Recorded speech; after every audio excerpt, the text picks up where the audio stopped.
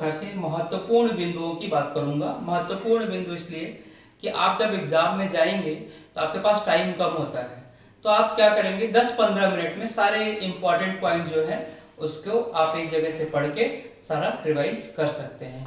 तो देखिए मैं उसको टू द पॉइंट फटाफट बता देता हूँ। क्यों? क्योंकि इसके पहले के लेक्चर में मैंने सब कुछ कंप्लीट कर रखा है, लगभग सब कुछ कंप्लीट हो चुका है। तो मैं टू द पॉइंट यहाँ बात करता हूँ। देखो ठोस अवस्था की जो बात करोगे तो उसमें तुम्हें जो ठोस अवस्था है उसमें जो तुम्हारा एकक कोष्ठिका है वो सरल और काय केंद्रित और फलक केंद्रित, ये तीन ही है। तो सरल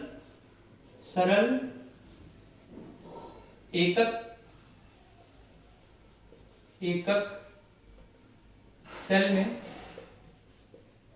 परमाणुओं की संख्या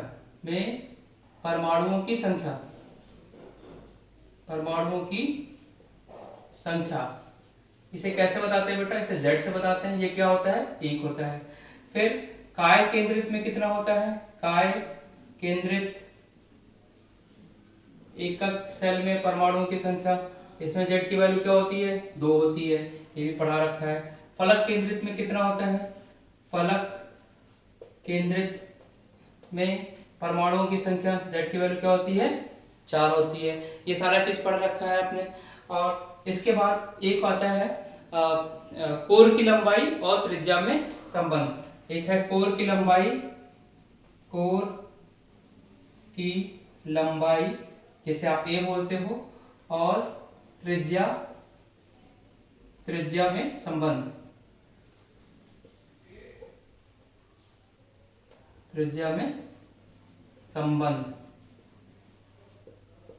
देखो कोर की लंबाई, अगर हम सरल एकक सेल में बात करें, सरल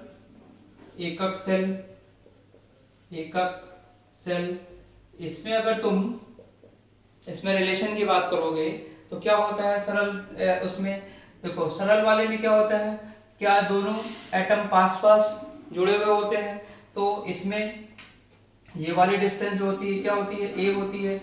ये R और R होती है। तो क्या ये वैल्यू A=2R होता है, या R की वैल्यू क्या हो जाएगी? A/2। तो ये सरल एकक सेल में है।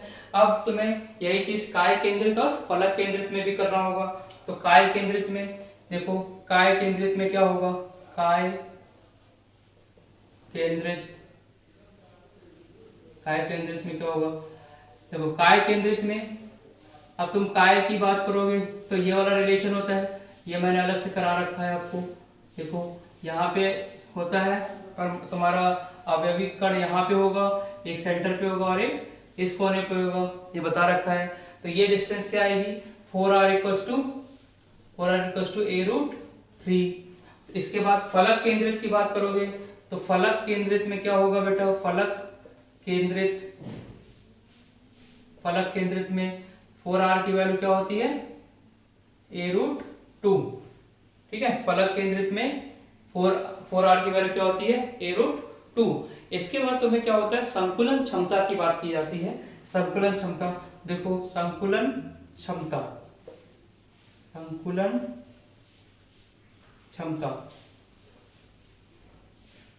क्षमता को तुम किससे बताते हो? n0 ये ईटा से बताते हो। संकुलन क्षमता को किससे बताते हो? ईटा से बताते हो। तो इसका मेन फार्मूला क्या होता है? परमाणुओं का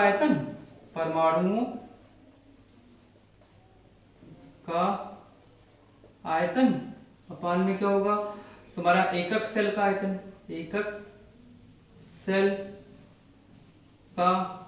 आयतन, इनटू 100, यही तुम्हारा होता है संकुलन क्षमता।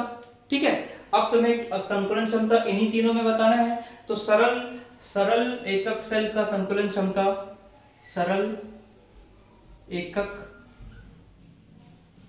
सेल का जो संकुलन क्षमता यानी ईटा की वैल्यू है, ये कितना परसेंट आती थी बेटा? 92%। ठीक, इन द सेम वे काय केंद्रित का कितना आता था? काय केंद्रित का कितना आता है? काय केंद्रित क्या था तुम्हारा? काय केंद्रित का 1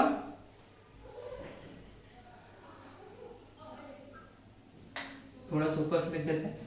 सरल एकक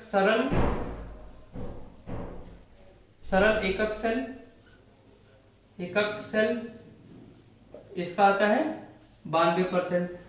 काय केंद्रित का कितना आएगा? काय केंद्रित एकक सेल का क्षमता 68% होता है। और फलक केंद्रित का कितना आता है? 74%। ठीक है, ये है। तो ये देखो क्विक रिवीजन हो गया एक जगह पे। ये एक बार बेटा फटाफट लिख लीजिए ये अगर आपको लिखना हो तो, अदरवाइज फिर मैं और चीजें बताता हूं इसमें।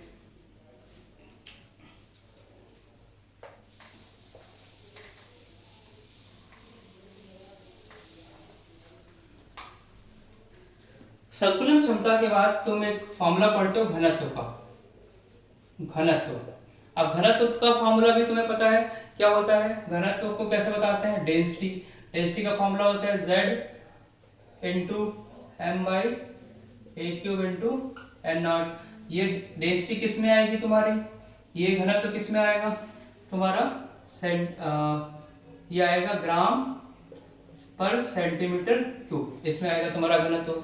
ये Z क्या है? नंबर ऑफ परमाणुओं की संख्या। Z इसमें क्या है बेटा? परमाणुओं की संख्या, परमाणुओं की संख्या।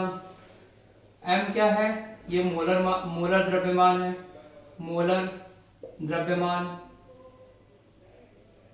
मोलर द्रव्यमान। N नॉट क्या है? अवोगाद्रो नंबर है, अवोगाद्रो नंबर। ठीक है। और A क्या है? A ये तुम्हारा कोर का लंबाई है, कोर का लंबाई। इसमें मैंने क्वेश्चन भी तुम्हें करा रखा है। ठीक, अब देखो एक आता है रिक्तिका। रिक्तिका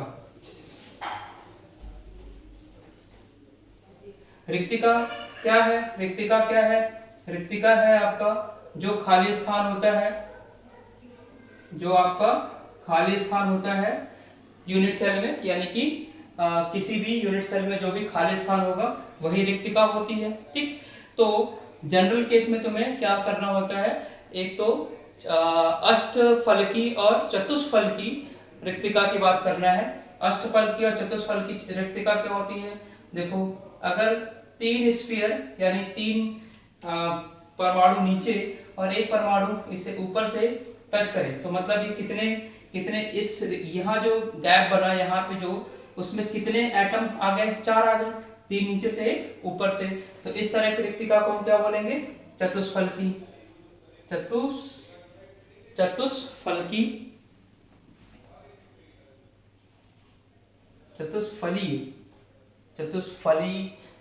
या चतुष्फलकी, जो भी हो आपके इसमें सिलेबस में, चतुष्फलकी।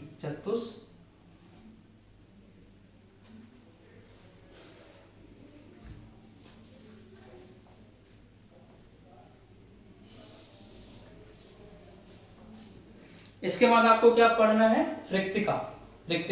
ठीक, तो रिक्तिका आपकी 3D की बात करोगे तो 2 तरह की होगी, एक चतुष्फलकी और एक अष्टफलकी। चतुष्फलकी और अष्टफलकी। चतुष्फलकी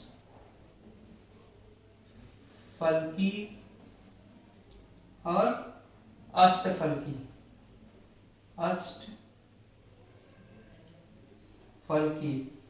ठीक है, चतुष्फलकी और अष्टफलकी। तो देखो इसमें क्या है चतुष्फलकी और अष्टफलकी में?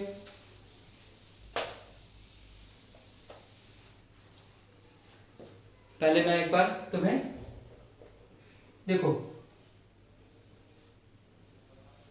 अगर तुम्हारे पास 3 एटम या 3 परमाणु इस तरह से हो और एक परमाणु उसको ऊपर से इस तरह से कवर कर रहा हो, तो यहाँ पे जो तुम्हारा रिक्तिका बना ये वाला, ठीक, ये कितने एटम से घिरा होगा? क्या ये 3 एटम ऊपर से और 3 एटम नीचे से और एक एटम ऊपर से घिरा होगा? तो क्या इसको 4 एटम कवर कर रहे हैं? तो 4 कर रहे हैं, तो ये क्या होगा? चतुष्फलकी। ठीक, अगर अच्छा अष्टफलकी में क्या होगा? अष्टफलकी में एक अरेंजमेंट आती है तुम्हारी कि 3 परमाणु नीचे और 3 परमाणु ऊपर। 3 परमाणु ऊपर का मैं बता देता हूँ। देखो ऐसे ऐसे ऐसे, तो ये क्या हो गया बेटा, ये चतुष्फलकी और ये अष्टफलकी। तो चतुष्फलकी और ये अष्टफलकी देख लो। अच्छा, अब अगर तुमसे ये पूछा जाता है कि किसी यूनिट सेल में यानी एक सेल में अगर तुम्हारे नंबर ऑफ एटम परमाणुओं की संख्या n हो, तो उस केस में चतुष्फलकी का जो नंबर होता है वो क्या होता है, 2n होता है, और अष्टफलकी का नंबर क्या होता है, n होता है। मतलब ये कैसे दिखते हैं, परमाणु की संख्या से। परमाणु की संख्या अगर n है तो चतुष्फलकी कितना होगा, चतुष्फलकीय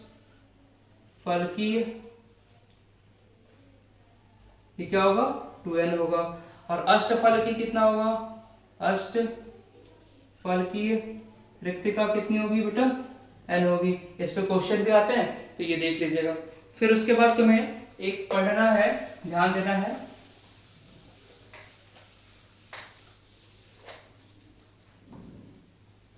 NaCl की संरचना पे। NaCl की संरचना, ठीक है। तो NaCl की संरचना तुम्हें ये ध्यान रखना है कि NaCl की जो संरचना होती है उसमें तुम्हारे जो एटम होते हैं वो कहाँ कहाँ होते हैं। तो पहले मैं Cl की पोजीशन बता देता हूँ। Cl जो होता है, क्योंकि इसकी साइज बड़ी होती है, तो क्या बनाता है, ये FCC बनाता है। FCC मतलब फलक केंद्रित एकक सेल बनाता है ये, ठीक, फलक केंद्रित एकक सेल। अच्छा, अगर फलक केंद्रित एकक सेल है तो उसमें कितने परमाणु होंगे, फलक केंद्रित एकक सेल होंगे तो कितने परमाणु होंगे, 4 होंगे। अगर 4 परमाणु होंगे तो क्या तुम्हें चतुष्फलकी 2 हो जाएगा और अष्टफलकी उतना ही होगा।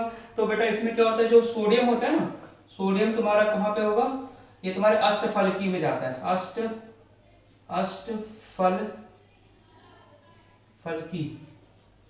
रिक्तिका में जाएगा, ठीक है, रिक्तिका। हाँ, तो अगर तुम इस सोडियम क्लोरीन के एटम की बात करोगे तो क्या हो जाएगा, ये भी उतना ही आएगा उतना ये भी आएगा, ठीक है। बेसिकली हमें क्या करना है, रेशियो मेंटेन रखना है 1:1 का। तो देखा गया है कि जो सोडियम से 6 क्लोरीन जुड़े होते हैं और क्लोरीन से 6 सोडियम जुड़े होते हैं, तो इनकी जो समन्वय संख्या होती है वो भी क्या होती है, 6 होती है। तो ये कभी क्वेश्चन भी पूछा जाता है, इसमें क्या होता है, क्लोरीन से 6 सोडियम जुड़े होते हैं, 6 सोडियम अटैच होते हैं, और सोडियम से क्या होता है, सोडियम से 6 क्लोरीन जुड़ा होता है। इसलिए इस व्यवस्था को आप 6:6 रेशियो बोलते हैं, 6:6 रेशियो बोलते हो। और इसकी जो समन्वयन संख्या है वो भी 6 होती है। क्या होती है, समन्वयन क्षमता, समन्वयन क्षमता, समन्वयन क्षमता मतलब होता है कोऑर्डिनेशन नंबर्स, क्षमता संख्या, ये होता है कोऑर्डिनेशन नंबर। ये बेटा ये क्या हो जाएगा, यहाँ पे 6 हो जाएगा, ठीक है। ये क्या होगा तुम्हारा, 6 होगा। इसके बाद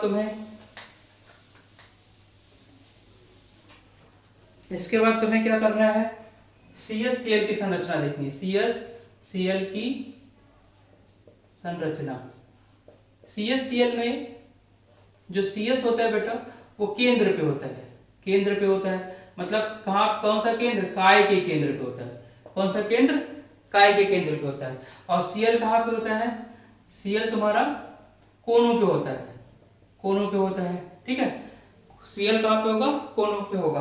तो अब देखो उसमें होता क्या है कि 8 क्लोरीन 8 CS से घिरा होता है और 8 CS 8 क्लोरीन से जुड़ा होता है जस्ट। तो क्या हुआ कि CS से कितना क्लोरीन जुड़ा होगा, 8 क्लोरीन जुड़ा होगा। और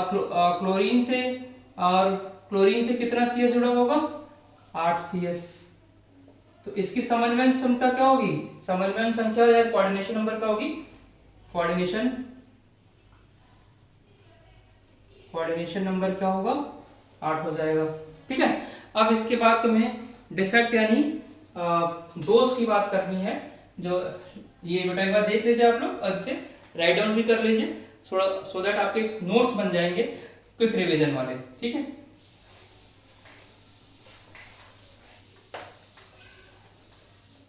इसके बाद दोष की बात करते हैं।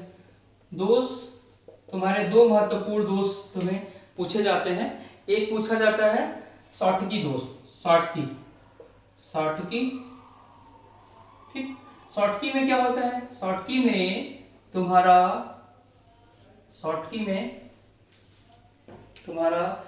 जो पॉजिटिव वाला नेगेटिव से जुड़ा होता है, नेगेटिव वाला पॉजिटिव से जुड़ा होता है, फिर ये ऐसी अरेंजमेंट होती है।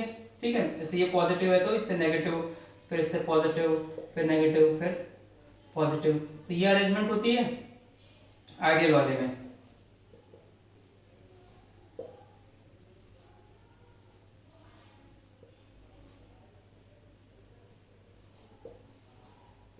ठीक है, तो बेटा जब अगर इक्वल नंबर यानी बराबर संख्या से में धनायन और ऋणायन दोनों ही उसमें से गायब हो जाए तो हम उसे क्या बोलेंगे, शॉर्टकट डिफेक्ट। मतलब मान लो मैंने इसको गायब कर दिया, एक धनायन को गायब कर दिया, एक ऋणायन को गायब किया, तो मतलब समान संख्या में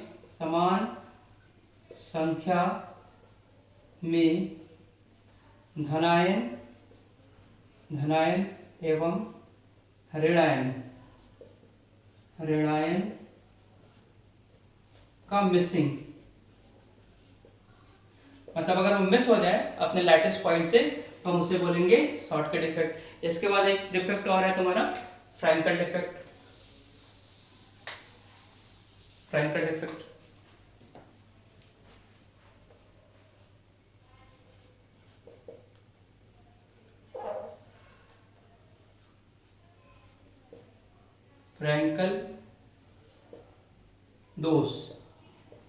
दोष में क्या होता है, फ्रैंकल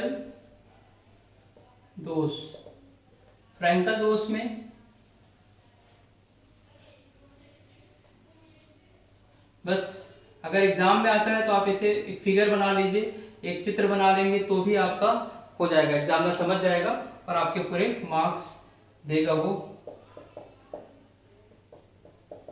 तो इसमें क्या होता है, इसमें से कोई एक जो तुम्हारा लैटिस पॉइंट है वो इनके किसी इंटरस्टिशियल स्पेस यानी अंतराकाशी जो तुम्हारी गैपिंग होती है, रिक्तिका होती है, उसमें ये